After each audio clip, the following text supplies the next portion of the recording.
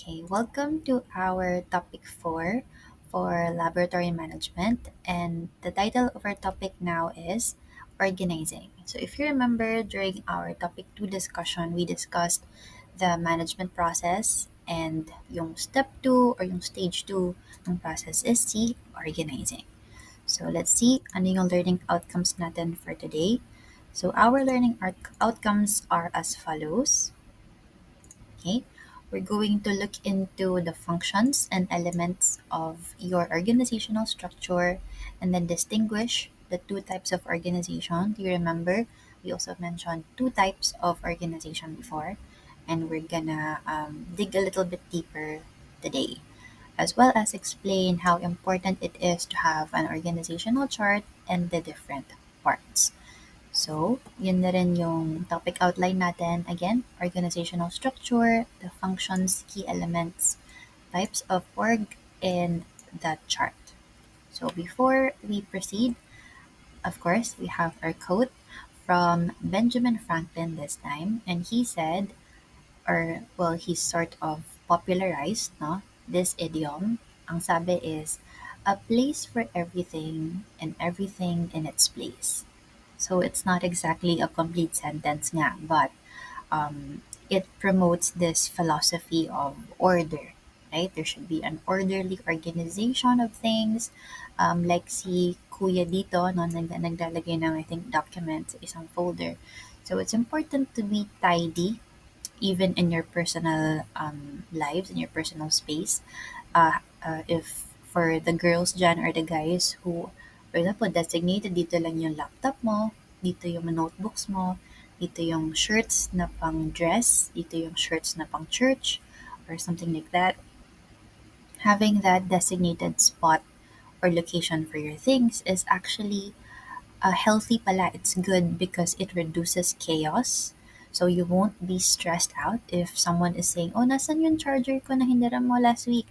You can just close your eyes and say, nasa drawer ko, nasa kaliwa, may red pouch, open mo yon, nasa loob. Yung ganon, having that level of organization is actually good. It saves you time and even minimizes stress. So let's see how that principle can be applied even to the laboratory or to the management process. So here we have some arrows. So let's see kung ano yung in between the arrows in these next um, pictures. Okay. So looking at that, do you have any idea what it means? So try nyong just observe ano yung laman ng slide and ano kayang ibig niya sabihin.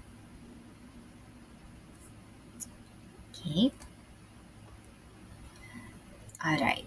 So here, this is basically showing you that from the medical perspective now in biology, organization is already present. Okay, organization pala is not just things, your notebooks and pens, or not just in a big company.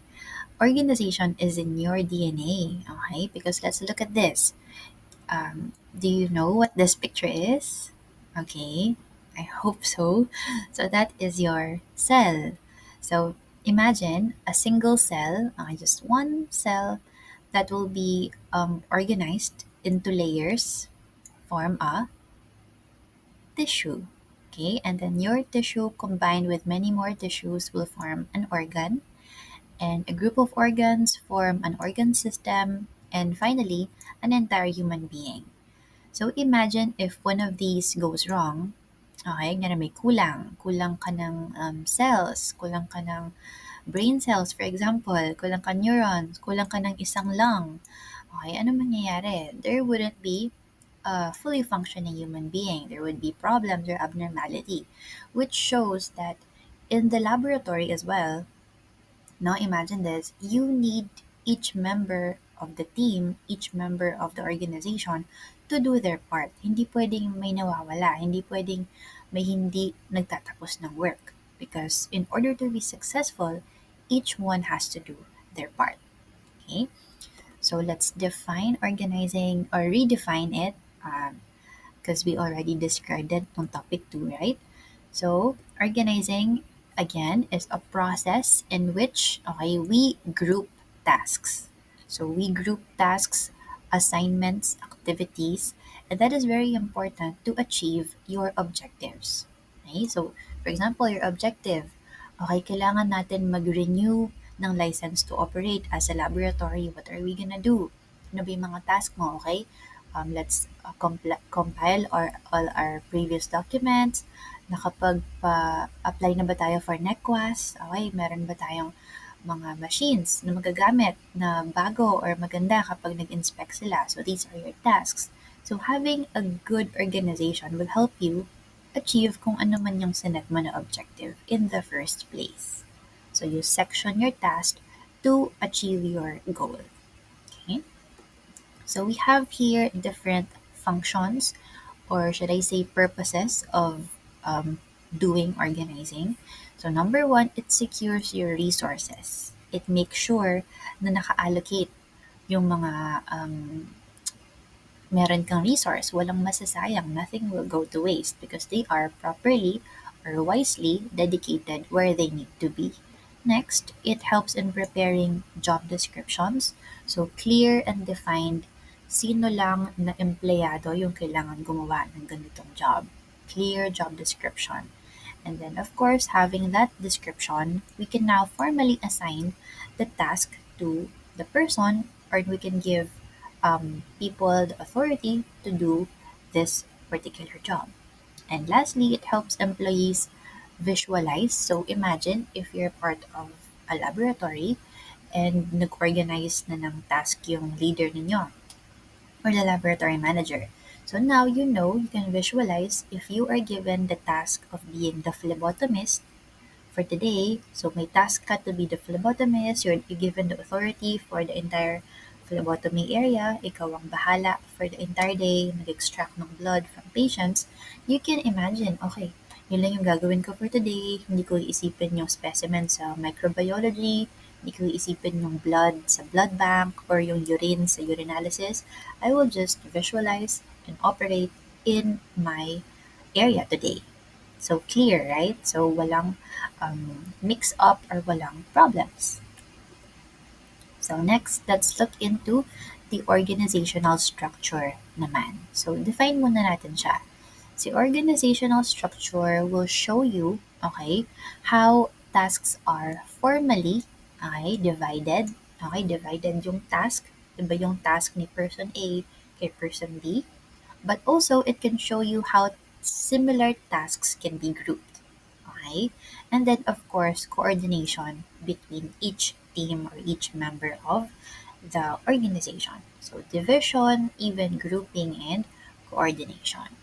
So, let's see gaano ba ka-important magkaroon ng organizational structure. So, we have here 5 good points. Number one, it promotes specialization. So, when we say specialization, it's more of the specific job. Yung expertise mas klaro, and therefore the right person for the right job can do the task. Okay? Number two, it defines job specification. So, para siyang yung kanina, na clear yung job description mo, ito lang yung kailangan mong gawin at hindi pwedeng ipasa ng iba sa'yo yung hindi mo assignment. And then third, it classifies authority and power. So clear kung sino yung, for example, section head ng isang laboratory. If I'm the laboratory manager, I'm assigning, for example, person A, section head ka ng microbiology. So you have authority over there, your staff, ikaw ang bahala sa kanila. Ganon. Okay? Ano pa? Fourth, it facilitates coordination. So even though baka iba-iba kayo ng task for the day, you know, kung ako yung phlebotomist for the day, alam ko kanino ko ibibigay yung blood for clinical chemistry. I can coordinate with them kung kailangan nyo ba 2 tubes or kulang ba tayo ng ganito, um, do I adjust or something? And lastly, it also stimulates creativity. So these are 5 reasons why it's important to have an organizational structure. Okay? Next, we also have major functions. Ano yung major functions ng isang organization? We have the input, okay, the process, and the output stage. So these numbers yung nakalagay dyan correspond to these three things. So una, yung input daw natin, generally these are all resources. Okay, mga resources na kailangan. Okay, kailangan. And then secondly, the process is where you convert those inputs to become products or to become service. Okay, second process, conversion. Third is output, where you actually produce a particular product or a particular service depende sa company ninyo. Okay, so general yan, resources, conversion, and then products. Okay, alright. So here, those three remain, but we have now more examples. So under input, your resources refer to number one, your manpower, no? Yung mismo medtech staff pala, input din siya. What else? Your test requests, whatever yung request ng galing sa doctor for your patients. You also have supplies, lahat ng syringe, tubes, your bottle reagents, no? Used in the test. Samples, of course, your patient specimens, whether it's blood or other body fluids. Patient information, ito very important. As future medtechs, you should know, kailangan i-collect ang patient's full name, birthday, age, and all of those important details. And even yung finances, financial resources or the budget are part of the input. Okay? Now, when we convert all of these things to become outputs, we perform the tests. So we analyze na kailangan, of course, accurate, precise, and reliable yan. And that could be achieved if your medtech is an expert or trained, well-honed yung skill to perform that given test. And third, kung ano man yung product service na ipaproduce. So of course, number one, your test results, whether sa blood yan or urine or other samples. We also have salary pala. So as the people in the workforce, you receive as your output, no, your sweldo. What else? Other relevant information in siguro correlating yung mga results. And lastly, waste. So output din yung waste during the test, yung mga reagent na nagamit na, no, that should be disposed of properly. Okay, next. So for this next part, we're gonna talk about 10 key elements of the organizational structure. 10 very important elements of your organizational structure. Let's start with the first one. So see, work specialization, it is said to be the degree in which your tasks are subdivided into separate jobs. So, as mentioned earlier, pag specialization, parang it's a unique, specific task. So, yun lang yung gagawin mo. Tapos yung iba, iba rin yung sa kanila. Iba yung naka-assign sa kanila. So, like, it's like the division of labor. Okay? Division of labor, division of work. That's your work specialization. Kunwari, looking at this lab, so we know that there are more sections of a laboratory, but we have here a few examples like reception. So, ibang tao yung naka-assign to be on the reception area. And ibang medtech din, ay, usually ang recep naman is hindi medtech. Pero here, ibang tao, like a medtech would be in the phlebotomy area, no, yung blood extraction. Ibang medtech yung ma-assign for clinical microscopy, serology, hematology, and then clinical chemistry. Okay? So these are examples lang. Alright. Number two is departmentalization. So here, we're talking about the process naman wherein we combine similar jobs, okay, to be under one department or one logical section. So the purpose of this is allowing effective coordination of experts within that department. For example, here, kanina, pinakita natin na there are division of labor. So, iba yung work na nasa phleb, iba yung work na nasa hematology, iba yung work sa microscopy. But here, it's just kumbaga explaining na within this department, kunwari here, within the Department of Clinical Microscopy, medtechs that would be here, okay, so let's say experts sila sa clinical microscopy, they're under one department, one group sila, okay, and with that, they can converse more or they can share more insights into samples and tests that are performed there. Ay one department sila. Pero, if iniba ko yung tanong, kunwari, what element of the organizational structure divides the job of each medtech such that iba-iba sila ng section. Again, kung iniba ko yung question like what element of the organizational structure divides the job of each medtech such that one will be assigned sa PhlEB, one will be assigned sa clinical microscopy, and etc. That would be okay, work specialization kasi division of labor. But if I change the question into what organizational structure element is the process of combining similar jobs into logical sections and departments so that the experts in that field can coordinate with each other better. That's departmentalization. Okay? I hope hindi kayo nalilito and it's clear. Okay? Ayan. So, examples pala sa pictures na yan are the ones we perform in each section like PhlEB, extractions, microscopy, you use microscopes for urine and other body fluids, clinical hema, more of blood cells, right? And chemistry, of course, your serum. Okay.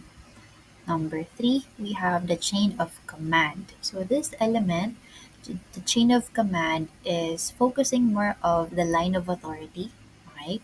Because take note, there is a clear line of authority.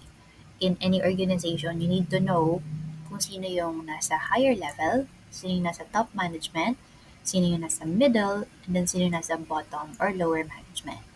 So this is basically the source of power. Kanino ba nanggagaling yung the most instruction, the most directive, the most mga utos, okay? Of course, yun nasa pinakataas. So the source of power, source of instructions, delegation, and even directions from a higher, always from a higher position to their subordinates or the ones in their lower position. Again, it always stems from the higher position to the lower, lower management. Higher position of authority to their subordinates. Okay, that's the chain of command. So to show you better, so here's a review. You already know the three levels of management, right? We have the top, middle here, and then lower management. So one other name of the chain of command, okay, another name for the chain of command is this. I'm gonna try to write it down. I hope visible siya sa inyo. Okay. It's also known as the scalar principle, SCALAR, scalar principle, which then shows the linear relationship between the different levels of management. So linear relationship between the different levels of management, and what does that mean? So this means that merong unbroken line here. So imagine there's an unbroken line. Okay, yan. There's an unbroken line of authority and communication from the top management, the middle, and then the lower. So kunwari, this particular person, okay, itong yan, yung may yellow highlight, kung gusto niya makipag-usap sa big boss or sa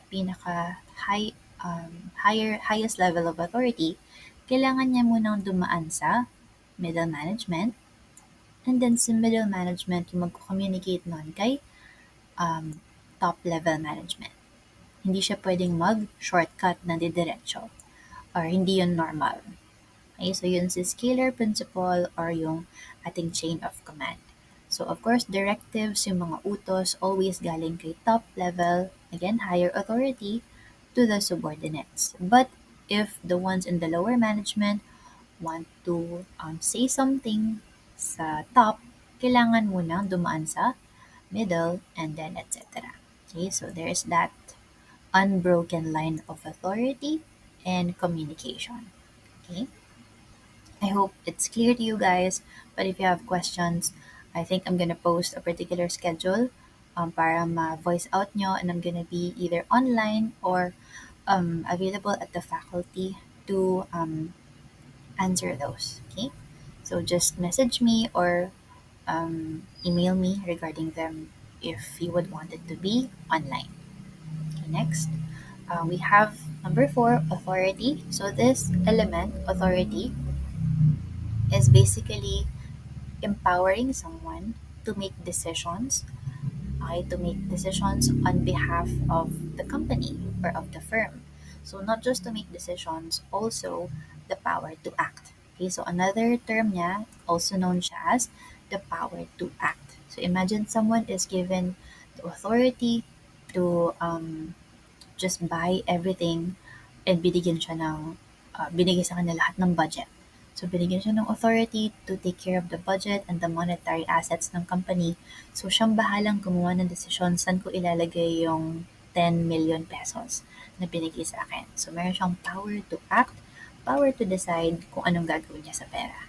Okay, so, ganun siya um, ka-important, the authority label. We have here three types of authority given. So, pwedeng line authority, na I guess ito yung pinaka-common. So, it's like a direct relationship between your superior and the subordinate. So, if this is the boss, okay, may direct line from the boss to the subordinate. So, ganun lang siya kasimple. For, yeah, so it's basically who is under whom in the authority. That's line authority. Si staff authority naman, for example, kami, we are employed at AUF under the MedTech department for under CAP. So we have the authority as instructors, as staff under that category. So, for example, we are given the freedom to recommend ideas, to give assistance in events, and even offer advices in technical aspects or technical um, operations. So, staff authority. As long as you are employed in a company, in a sense, you are given the staff authority, right? So, it's like the basic authority you have as someone employed in the job. Okay, what about the functional authority or yung may quote-unquote here na specialty? So, dito, a special authority can be present in an organization. Kunwari sa hospital, we have different doctors there, different physicians, and they have different fields of expertise. Kunwari, may doctor dito na dermatologist, may doctor na neurosurgeon, and may doctor na general physician, general practitioner. So these people, wala silang direct supervisor. Like, walang boss ng mga general physician, walang boss ng mga derma, ganon. So, ganon siya.